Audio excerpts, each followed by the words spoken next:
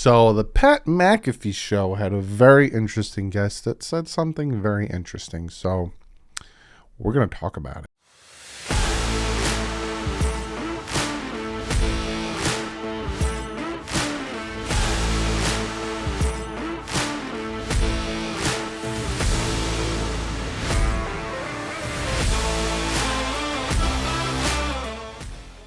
What is up, Finn fans? Yes, Pat McAfee had Brian Urlacher on the show, and he said something very interesting. So I got the clip here.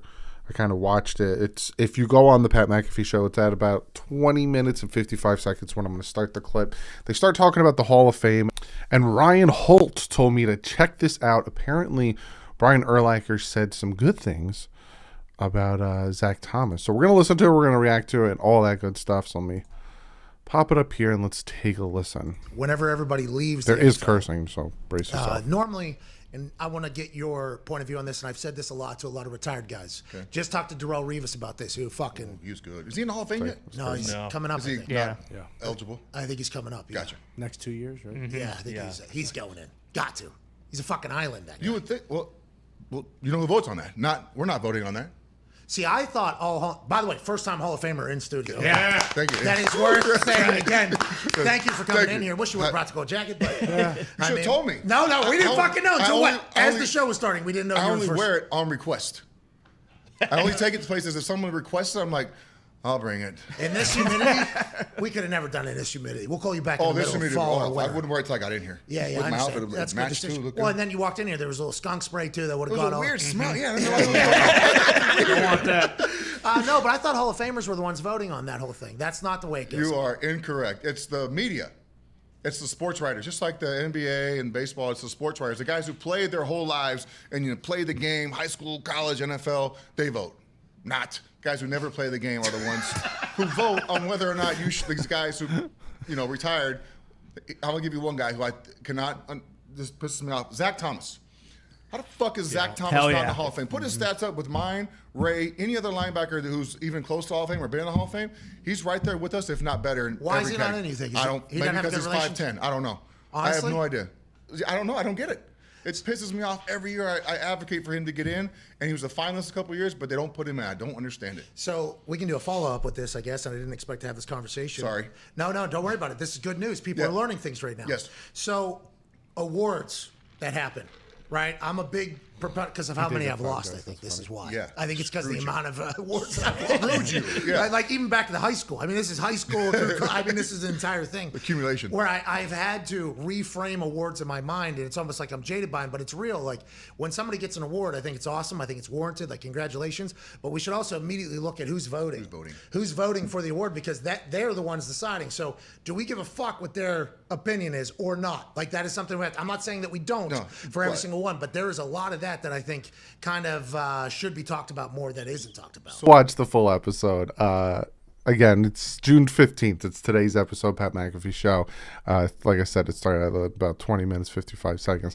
I just find it incredibly interesting how the things he said about Zach Thomas. And the fact that it's the same thing that me and many Dolphin fans have been saying about Zach Thomas is you take his stats and you put it up against him, against Ray Lewis, against all these linebackers that are in the Hall of Fame or are potentially going to be in the Hall of Fame, and he's right with them. And the fact that, I can't remember, he was a Jets center forever, went at bat for him. He's a Hall of Famer. Everyone is saying that Zach Thomas should be in the Hall of Fame. And I find it so funny, and it genuinely made me laugh, that Brian Urlacher was like, oh, it's the guys who, have played football their whole lives, high school, this, and that. They make the decision. And he's being sarcastic because it's beat writers. It's all these people who probably have never played football, but they're, good writers and good analysts. They're the ones who are making these votes and these decisions on essentially who's going to be in the Hall of Fame. And it's so bad. It's just, the voting is just so bad. Brian, Zach Thomas, a lot of people say, well, it's because of his playoff record, which again, it's a team sport. But the fact that the Dolphins didn't really do much in the playoffs with him, it's the fact that Brian Urlacher went to a Super Bowl, never won one, but he went to a Super Bowl, is the reason he got in, and we're still waiting on Zach Thomas, yada, yada, bing, bang, bing. And I just think it's, all right, fine, not first ballot, but he should have been in by now. So every year, the Hall of Fame candidates come up, and then Zach Thomas becomes a finalist, and then we're like, oh, come on, Zach. And then nothing again. And it just sucks. And like Pat McAfee said, you look at who's voting. You look at who it is to see what it means. And when he said that, I instantly thought of people bringing up Pro Bowls. Right? Well, he's a 9-time Pro Bowler. Cool. That's like saying that Chad, your high school quarterback who stayed in high school for 6 years, is a 6-time prom king. Who cares? That's what the Pro Bowl is. The Pro Bowl is a popularity contest voted by us. So when people tell me, oh, he's a 9-time Pro Bowler and this one's not a Pro Bowler, yada, yada, like how long it took Ryan Tannehill to get to the Pro Bowl. And, it's popularity. All Pro, if you tell me, oh, this guy's an All Pro and this guy, then I'm going to listen to you. But Pro Bowl don't mean anything. And like he said about this with Zach Thomas, he should be in there. He should be in there. And I love that Brian Urlacher is fighting because we all do it. All of us Dolphin fans pop up his stats and we pop up Zach Thomas's stats and we compare them and say one's in and one's not. One was a first ballot, one's not. And then there are some of the pessimistic Dolphin fans who say, well, this and that. But it's at the point now that regardless if you're optimistic, pessimistic, pescatarian, don't really matter. And yes, I know pescatarian means you only fish. Everyone wants Zach in at this point, even players that we're never teammates with him. So I just thought, like I said, Ryan hit me up and he was like, you got to check out this clip. So this is me watching it for the first time with you guys. And yeah, it's ridiculous. But comment below. Let me know what you guys think. I thought I'd come on here real quick, make a video. And we get the comment of the day. And this comment comes from Tone Toto. Again, asked on Twitter, and he says, which of the moves this offseason has you most excited and the most nervous? Love the show. I appreciate that, Tone.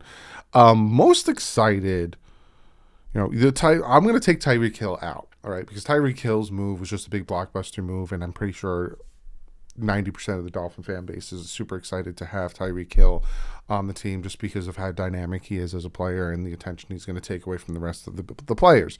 Same thing with Teron Armstead, all these big flashy moves.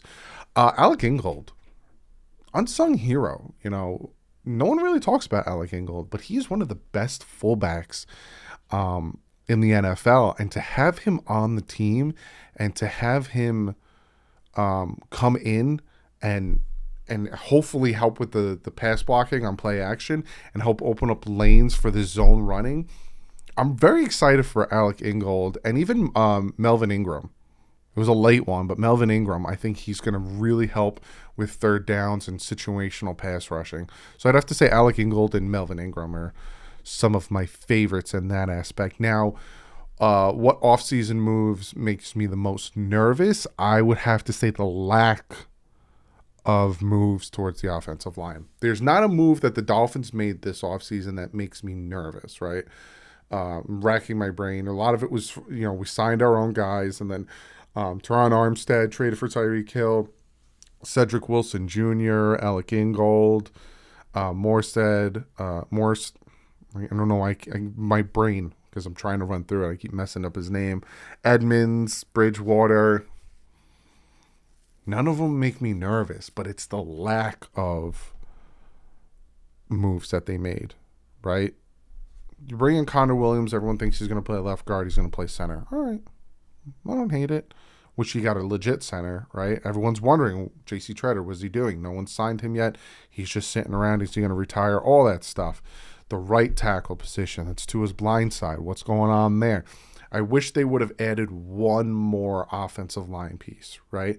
Teron Armstead, Connor Williams, perfect, added one more.